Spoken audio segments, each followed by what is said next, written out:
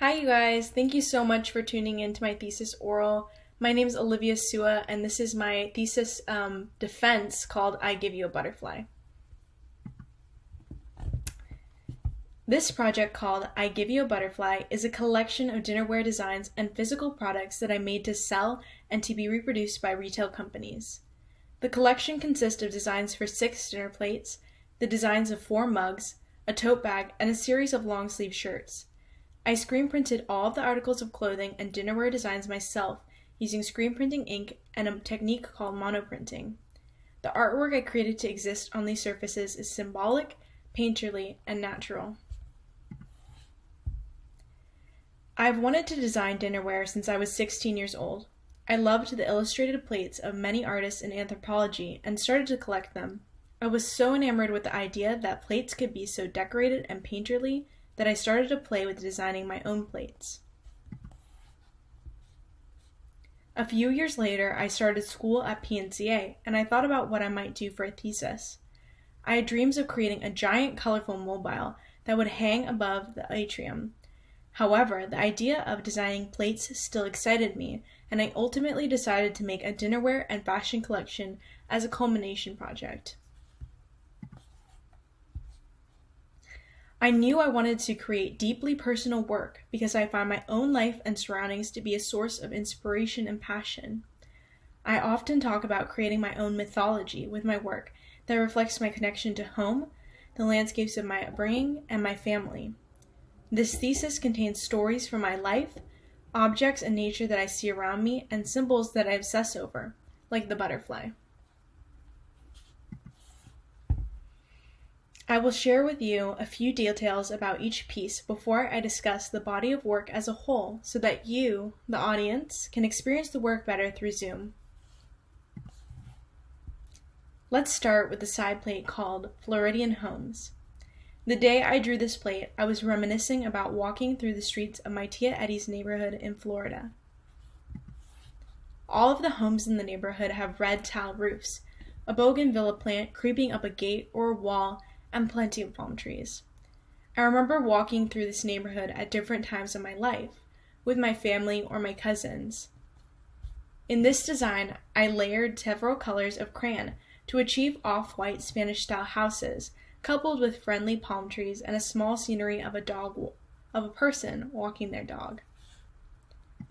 The next piece is called Chestnuts and Acorns. Most of my designs are based on nature that I see around me. When I walk outside, even in Portland, I pay attention to all the forms, species, and stages of the plants around me. I'm drawn to, even obsessed with, abundance. A tree that is full of acorns, or chestnuts, draws me in with curiosity.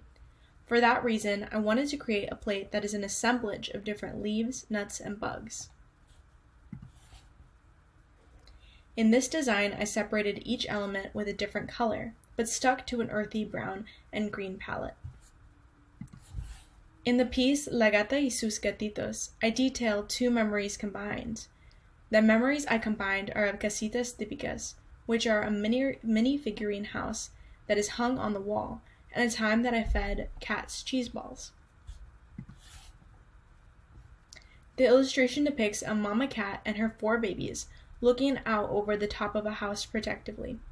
The house is modeled after a casita típica, with a terracotta roof and decorative pillars.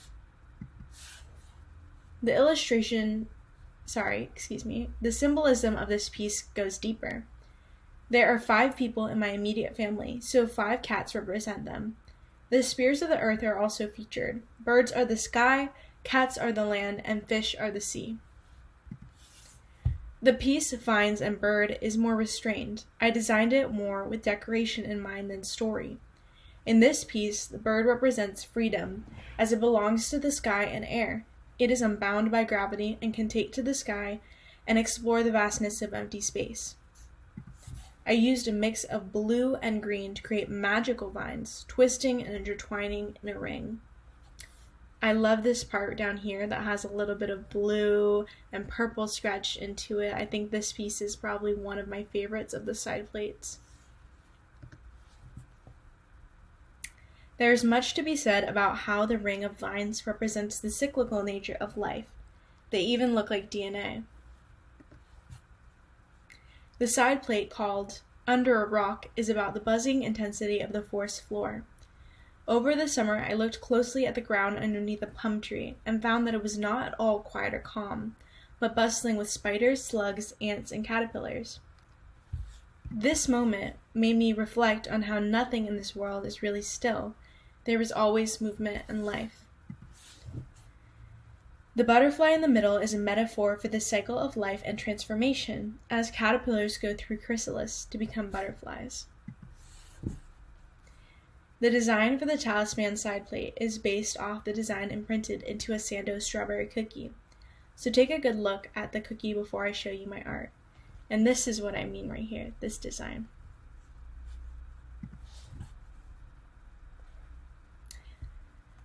With a ring inside another ring, it makes me think about circular calendars, like those which you can rotate and change the image that appears with every season. The way that the circles interlock feels very grounding to me, so I called it talisman. Talisman are objects that are lucky, like a 4-leaf clover or yellow underwear. I'm very interested in the idea of making my own talisman through art and iconography. I took a much less narrative approach to the rest of the designs, including the 4 mugs, the t-shirts, and the tote bag. I designed the other parts of the collection with aesthetics in mind and less so storytelling. However, all of these designs include text, which none of the plates do. Whether in a common phrase like buenos dias or just a single word like love, I added text for fun and to relay a message of positivity when you see the object in your daily life. I'll flip through these designs so you can get a closer look at them. Lastly, the 4 mug designs are monoprints like all the plates. The mug prints are the most successful of all the monoprints in my collection. I added chatter to all of them to make them seem more printerly and interesting.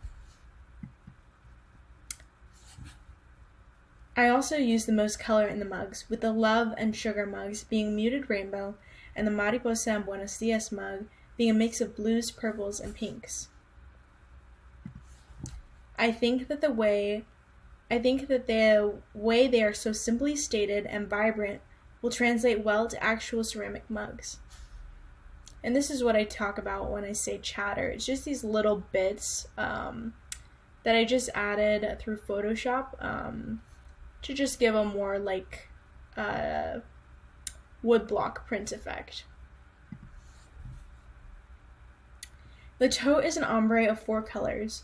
I designed the graphic to include a heart surrounded by birds, flowers, and calla lilies. It features the text joy. Ombre means to graduate colors or shades together. In truth, this design is more of a gradient than a true ombre. This design is also the only design that is vector besides the logo I made. I dyed the shirts to be different colors within the collection and then screen printed on them. I wanted them to be very decorated and have a design on the pocket area, the back, and both sleeves.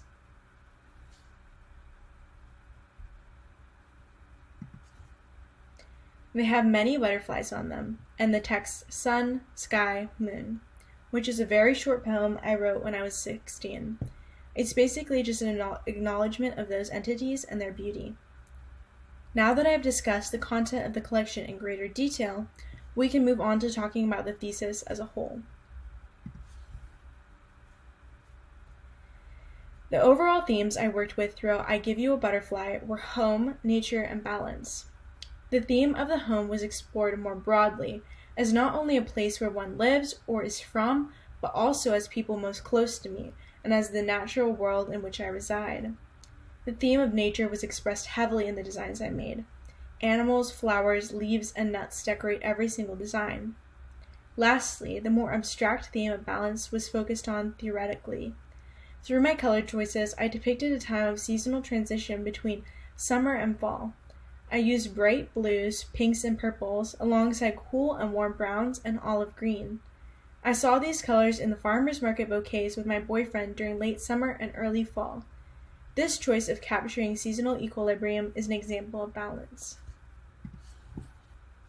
Overarchingly, the most consistent theme throughout my thesis is nature, and I attribute that to my childhood. You see, my childhood home was on a mountain in rural North Bend, with only a few neighbors and lots of forest. I was constantly outside, playing with the neighbors, making forts, gardening with my parents, playing in the snow, or making a pretend restaurant. Living in North Bend, nature was very accessible. It was at my back door. With ample access to nature, coupled with the fact that both of my parents are extremely energetic and adventurous, I was instilled with so much fondness for the outdoors. I feel very attached to North Bend. It's a valley at the beginning of the Snoqualmie Pass, a little bit colder than Portland, and it starts to snow in the mountains in November. I would describe North Bend's personality as moody, dark, and mysterious, with turbulent weather changes in the winter. The mountains that surround the place are immense and infinitely blue. It is a romantic and beautiful place to have grown up. I did not feature any of these details about North Bend in my thesis work, but growing up in North Bend taught me to have a great respect for the seasons of fall and winter. So much of my work derives from appreciating the seasonal divisions of the year. Let's explore my choice to use text throughout the collection a bit more. The mugs feature the text Mariposa, Love, and Buenos Dias. Love and Buenos Dias are words and phrases that are pretty self-explanatory, but the word mariposa deserves some explanation. About 2 years ago, I used my summer to figure out what I really wanted to make, what I wanted to express, and what mattered to me. I've been really struggling to find an illustration style, and making Pinterest boards helped me to narrow down what imagery I really liked instead of looking at other illustrators' finished works. The first image I fixated on was one of a cluster of blue morpho butterflies on a tree. As I leafed through the pages of the sketchbook I was working in that summer, I noticed a mind map in the left bottom corner that connects the word butterfly to the word mariposa to the word morpho butterfly to Amazon. Then there is a scribbled note that says, "We don't often see blue in nature. It usually signifies poison to humans." At least half the pages following the notes are filled with blue butterflies, drawn in different ways and the word mariposa. The work that I created that summer was of an ombre blue and teal butterfly mobile. This one right here. Excuse me.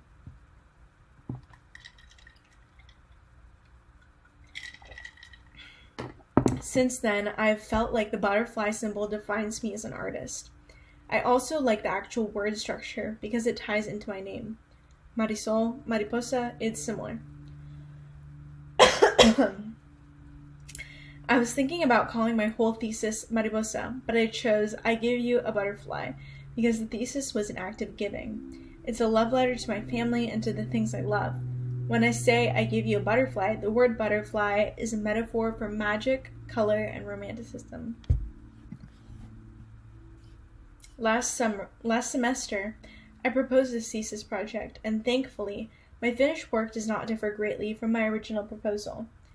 Even though we have been quarantined throughout most of the time I have been working on this project, I still wanted to make dinnerware for my thesis. What did transform was the media of the project. I proposed to make physical ceramic objects with my designs on them and conceded that plan after the school closed from March till September. Instead of making physical dinnerware objects, I just designed the art for them, so that the art could be printed onto ceramics, which is a fairly standard practice of retailers that sell dinnerware. I also had planned to design art for a teapot, a sugar dish, and a creamer dish, and I did not do that. I instead designed many more mugs and plates than I proposed and added fashion items to my thesis. I decided to focus on the plates, mugs, shirts, and totes because they were best suited to the designs I created. At first I designed with no care to how the design would need to be composed on an object, but later I had to get used to making an illustration in a circle composition for the plates, and I had to alter my designs to suit placement on a shirt. I chose to incorporate fashion items instead of more home good items because I love clothing and expression through style. I thought about designing a print for a napkin, wrapping paper, or fabric, but there was something much more youthful about making a tote bag and a shirt. For the fashion goods, my audience was more younger people and people who live in the city than any other group. All of the goods in my thesis are a mix of fine art and utilitarianism. Everything is handmade and took a lot of time to make, but is also meant to be used or worn in everyday life. I hope whoever buys something from my thesis will cherish the artwork, but also use the item until it can't be used anymore. I like that my art is an embellishment to something that is actually useful. It was important to me that I hand-printed or handcrafted everything in the collection. I wanted a high level of control over how things would look.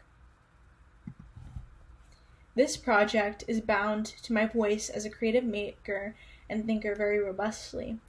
Not only is my project a reflection of my lived experience and my identity, but so is my entire body of work as an illustrator.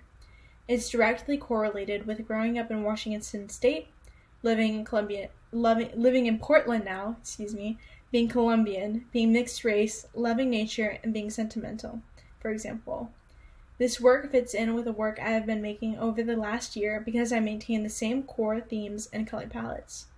To express myself more acutely, my work over the last year is attached to the seasons. During the summer and spring, I use more bright colors, and during the fall and winter, I use more dark, mysterious shades. Some of the stylistic traits that are evident throughout all of my work is my use of pattern, purposeful imperfections, and simplification of form.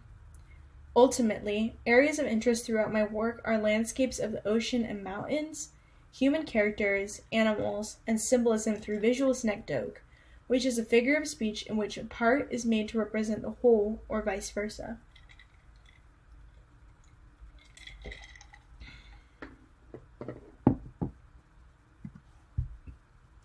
My thesis strays from my other work by not being fully representational. My thesis is in a style that is more graphic than my usual work, but the content of the work still remains the same and focuses on narrative storytelling and plants and animals. My audience for this project increased since my original proposal because I added unisex fashion items that are ready to sell, and because I decided I wanted to try to have my designs produced by a fashion retailer like Anthropologie or World Market. Adding fashion items to my thesis has been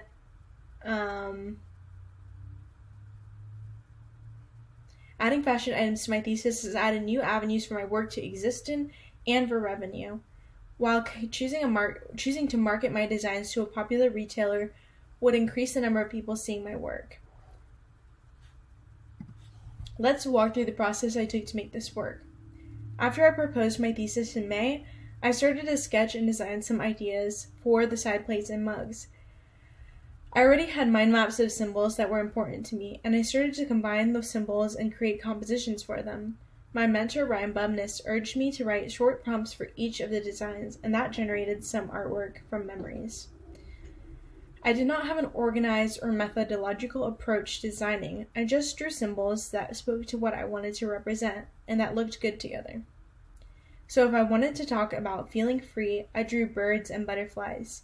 If I wanted to talk about fall in Portland, I drew acorns and chestnuts. Furthermore, if I talked about home, I drew it like the one I grew up in, Spanish style with a red roof. In August, I had chosen many of the designs I wanted to bring to finalization. Knowing that I would be monoprinting most of the designs of my thesis, I created cut paper illustrations to expose onto the silkscreen. I traced the designs onto butcher paper and cut them out using an X-Acto knife. I then taped the cut paper onto a white backdrop paper and edited them. In September, the school opened back up, and I was more than ready to spring into action and take advantage of the printmaking studio. I burned my cut paper designs onto the screen and then experimented for far too long on the colors for the collection and methods of monoprinting.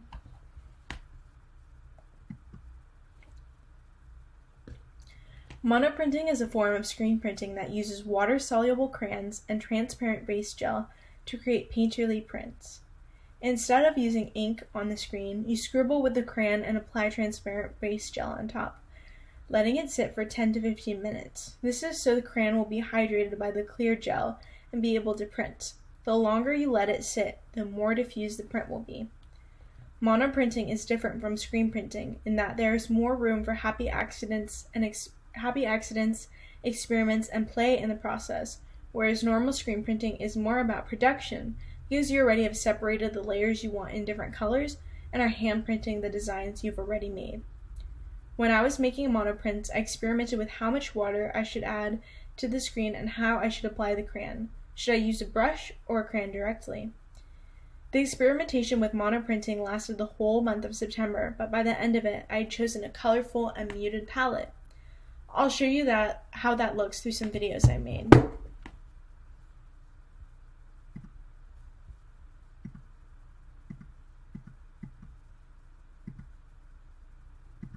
Pardon me? Okay, so this is the first video of me just drawing on the screen with the crayon.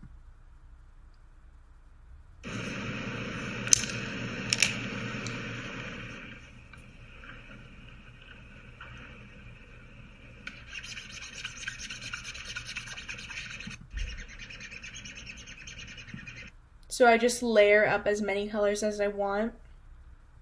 And I can also paint them on by adding a little water. I can put crayon directly onto the screen and then put a little bit of water on there with a paintbrush. But you have to let everything dry completely before you add the gel. Otherwise, the water will transfer to the bottom and it will get on your paper. So the step 2 is just putting transparent base gel on top of the colored area of the screen, the permeable area of the screen. And then I let that sit for about 10 to 15 minutes, even longer if I wanted to. Sometimes I would leave it there for an entire day because I just didn't have access to the print studio all the time with coronavirus restrictions and classes. But step 3 is going ahead and printing the actual print.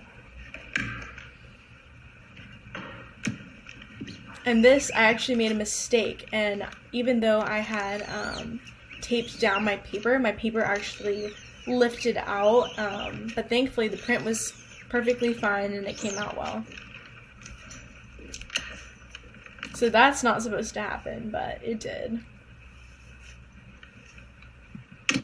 And then here is like a little montage of all of the prints together that I did for that mug set. I did a few different tries, a lot of different colors, some more purpley, some more pink, some of them all that rainbow, and that's the one I decided on is this image right here, which is one of my favorite images. So let's go back to Adobe Acrobat. Alright. With the color palette chosen, I moved ahead and printed all of the monoprints, which there were 8, 6 times each, so that I would have 1 final and 5 prints. I then framed each of the final pieces, and I packaged all the excess prints so that they could be sold. The entire process took from September till November. In October, I printed all my tote bags with ombre ink and packaged them with hand-printed tags. The ombre I did used 4 colors, and it was difficult to print with so many colors at once, but thankfully printing on the tote bag was simple because they were flat. Last, I screen printed 5 designs onto each shirt that I made, after dyeing them rainbow-colored tie-dye. The process of dyeing the shirts was a learning experience. There were a few shirts wasted from reckless color testing. There were also a few shirts ruined from printing mistakes and ink spills. I like how the shirts turned out to be, but they are not how I planned them. My biggest mistake was not planning all the details of the shirts ahead. I had wanted to do ombre designs on top of the tie-dye, but it would have been too time-consuming with only 1 month till presentation day left. Now we're pretty much up to speed. In the week before thesis, I painted a mural on the wall of my presentation room and put everything in place for my gallery exhibit. I have always wanted to paint a mural, and I felt like this was a great opportunity for me to make one and to add more character to my presentation space. I was very adamant about presenting my thesis in person, just as I was about making physical objects. I'm a very tactile person, and that's why I cut paper to expose onto the silk screen instead of drawing something digitally. I like the way things look when they have the hand in them. If I make things digitally, I find that I perfect them too much. But when I draw things or cut them out of paper, I'm much more forgiving and less perfectionist. Just the same, I don't like to make mock-ups that much because it's not tactile enough for me. With the example of my thesis space, I need to be in the space, figuring things out, moving things, and changing things. My thesis presentation functions as a mock-up for a gallery and pop-up shop installation that I could do in the future. This is a little sketch that I was sending out to people of how I wanted the mural to look and how I thought I was going to organize things in the design corridor. I ended up changing spaces to get the 401 room, and that's where my thesis lives today.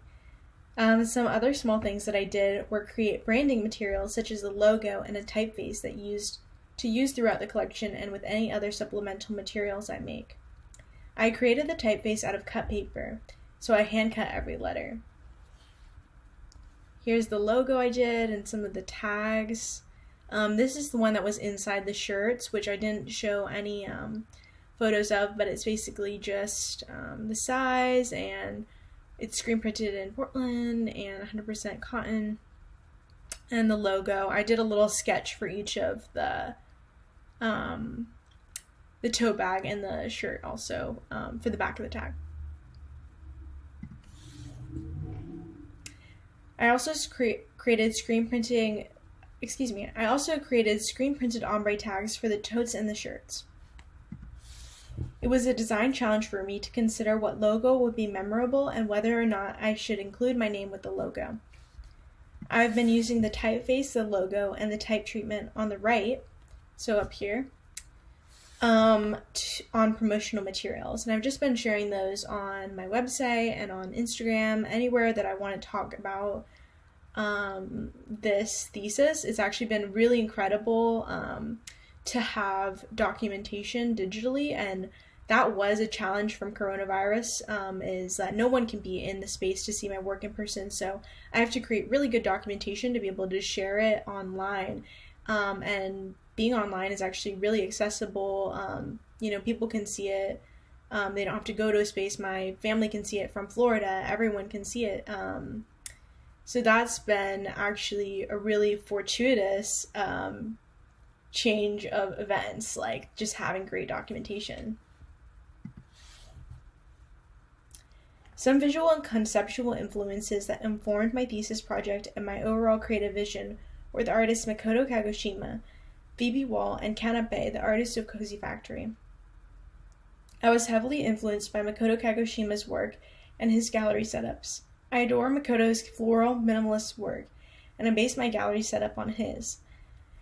Phoebe Wall also influenced me because I felt that we draw from similar pools of nostalgia, being that we're both from the same area in Washington State. Further, Kanape of Cozy Factory inspired me because she is a cut paper artist who does a lot of composite cut paper illustrations. I also looked at the decorative art of other cultures like Nordic, Japanese, and Otomi for their mastery of reflective composition, simplified animals, and floral filigree. Other than looking at art and artists that I like, I also looked at family photos. I enacted the process of memory, and I looked to nature for inspiration. The next step I would like to take for this project is to use the documentation of the gallery in my portfolio to show that I have had my art in a gallery. I think this will add professionalism to my resume, my website, and social media, and it will be a good way to market myself.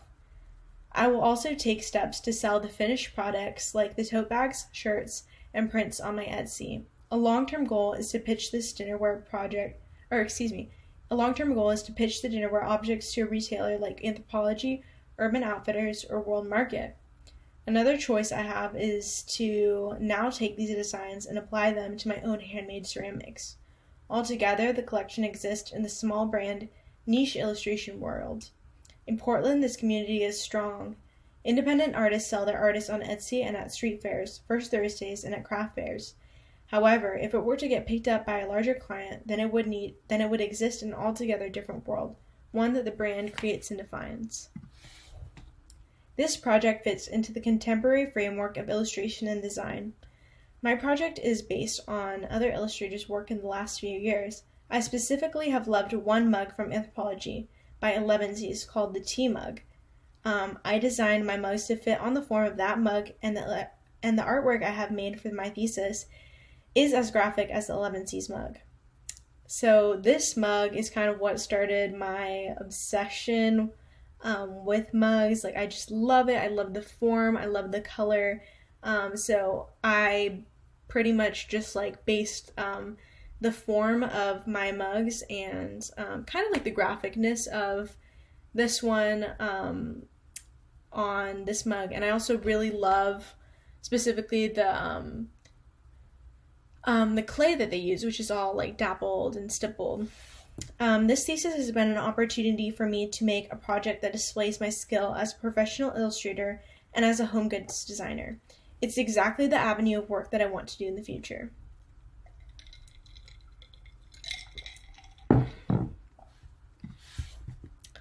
Thank you all so much for coming to my presentation called I Give You a Butterfly. It's been a little less than a year of working on this project, and through it I've explored and pushed my design skills, my narration through symbolism, and made a collection of home goods that I'm proud of and that I can see existing on actual ceramic surfaces. I also explored the new canvases of printing on tote bags and t-shirts, so now my art exists in a wearable form. Overall, I made a cohesive collection that I can't wait to expand on and share. Now, I would like to invite the panel to ask any questions. Thank you so much, everyone, for tuning in. It really means the world, and this has been an amazing journey of creating this thesis, and I'm so happy that I get to share it with you now, through social media and through digital formats. I hope it can reach everyone. All right, bye.